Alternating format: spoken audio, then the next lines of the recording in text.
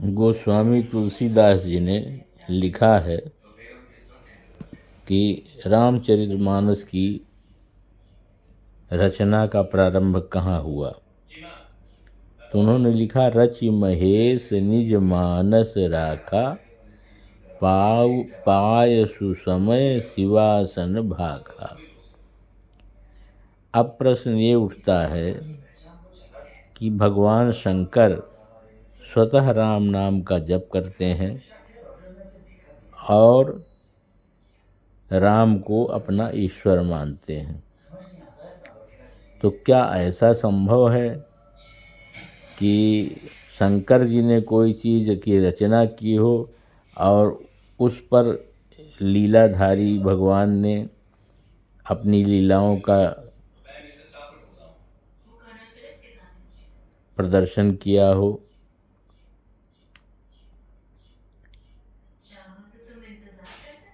शंकर जी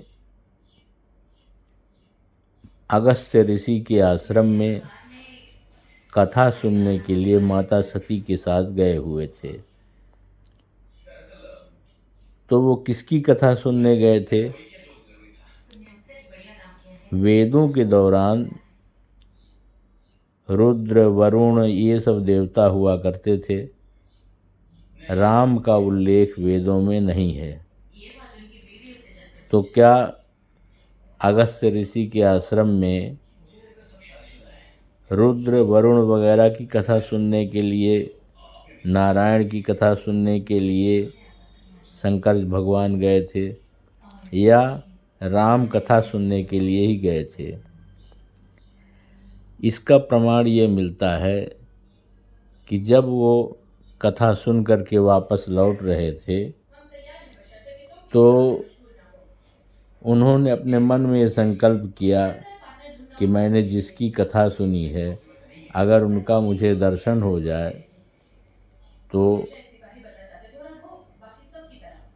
मैं बहुत कृतार्थ हो जाऊंगा। अब उसके बाद की घटना आप देखिए कि रामचंद्र जी पंचवटी से दक्षिण दिशा की ओर प्रस्थान कर रहे थे सीता की खोज करने के लिए, और शंकर भगवान अगस्त्य ऋषि के आश्रम से यानी पंचवटी से ही उत्तर की दिशा में कैलाश पर्वत के लिए प्रस्थान कर रहे थे। अब कोई आदमी उत्तर जा रहा हो, कोई आदमी दक्षिण जा रहा हो, तो उसकी मुलाकात कैसे संभव है? लेकिन जब उन्होंने शंकर भगवान के संकल्प के बारे में ध्यान किया तो वो अपनी लीलाओं का प्रदर्शन करते हुए दक्षिण के बजाय उत्तर की ओर चलने लगे, और उत्तर की ओर जब वो सीता की खोज करने लगे तो भगवान शंकर ने उन्हें प्रणाम किया और माता सती को भी कहा कि आप भी प्रणाम करिए, ये हमारे भगवान हैं। लेकिन माता सती को ये बात स्वीकार नहीं थी, इसलिए उन्होंने कहा कि ये राजा के राजकुमार हैं, ये ईश्वर कैसे हो सकते हैं? अगर ईश्वर होते तो इन्हें अपनी पत्नी का पता स्वयं होता कि कहाँ पे हैं वो, और ये पत्तों से, पेड़ों से और वृक्षों से, जीव जंतुओं से पूछते न फिरते। शंकर जी ने उन्हें समझाया कि ये भगवान की लीला है, और लेकिन वो नहीं मानी। तो उन्होंने कहा कि चली जाओ तुम और उनकी परीक्षा ले आओ। तब माता सती जो है परीक्षा लेने के लिए गई, और उन्होंने सीता का रूप धारण करके उसी रास्ते पे बैठ गई जिस रास्ते से राम सीता की खोज करते हुए आ रहे थे।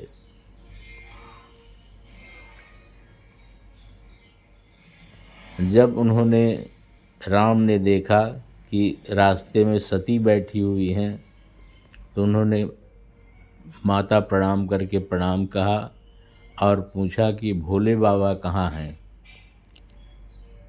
तब सती को एहसास हुआ कि ये तो मेरे बारे में सब कुछ जान गए, और फिर भगवान ने उन्हें अपना रूप दिखाया और वो मारे संकोच के शंकर जी के पास वापस गई।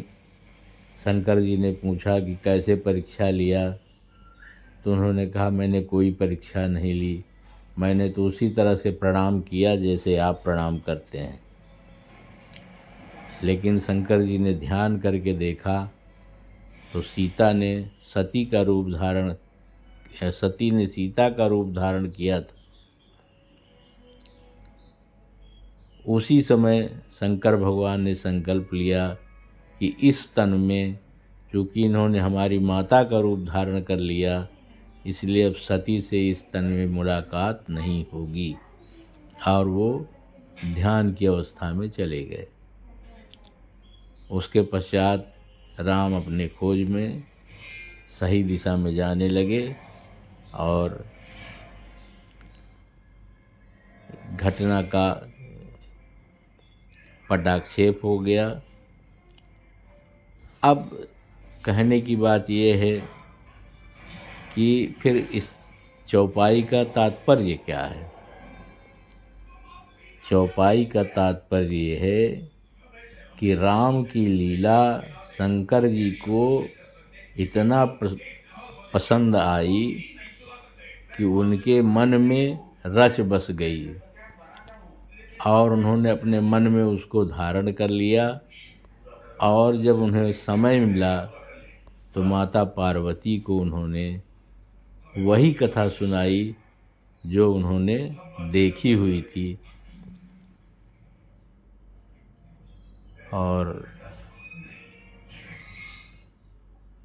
रचनाकार इसके भगवान शंकर नहीं हैं, बल्कि इसके रचनाकार वास्तविक लीलाधर भगवान नारायण हैं, श्री रामचंद्र जी हैं,